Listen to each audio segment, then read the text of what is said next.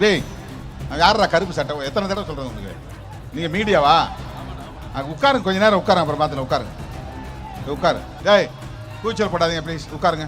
ஏய் தம்பி தம்பி அந்த இருந்தால் அடைப்பு இருக்கு, அப்புறம் ஏன் இது பண்ணுறீங்க தம்பி? பேரிகார்டு தாண்டாதீங்க தம்பி.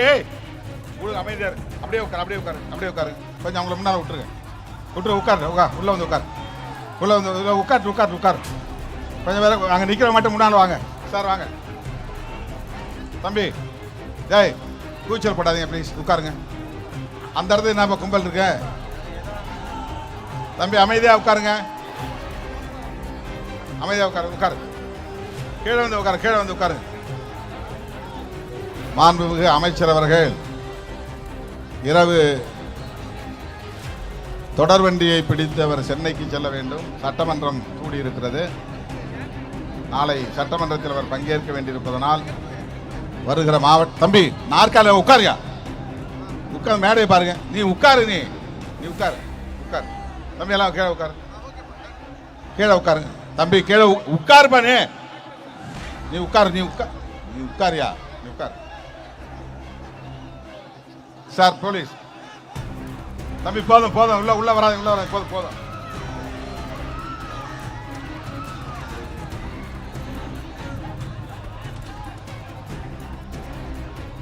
சார் அந்த 10 பேரை விட்டுருங்க, அந்த முன்னால் நிற்கிற விட்டுருங்க. அவங்கள மட்டும் விட்டுருங்க சார், விட்டுருங்க. வந்து உட்காரு விடுங்க.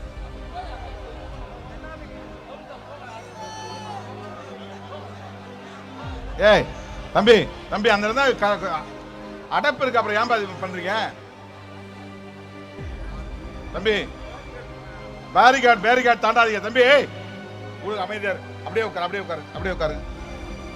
இந்த நாற்காலி மேல நிக்கிறவங்க தம்பி, டேய் யாரா கருப்பு சட்டை எத்தனை தடவை சொல்றேன் உங்களுக்கு?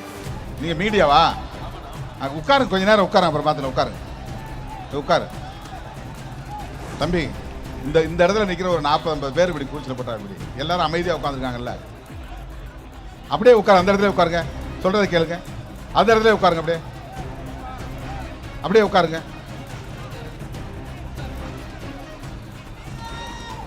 அப்படியே உட்காருங்க, மூடுங்க சார். அதோட மூடிடுங்க சார், மூடிடுங்க. உட்காருங்க. அன்பார்ந்த தோழர்களே, பெரியவர் கரியமால் அவர்களின் படத்திறப்பு நிகழ்வாகவும் இந்த நிகழ்வை நாம் ஒருங்கிணைத்திருக்கிறோம்.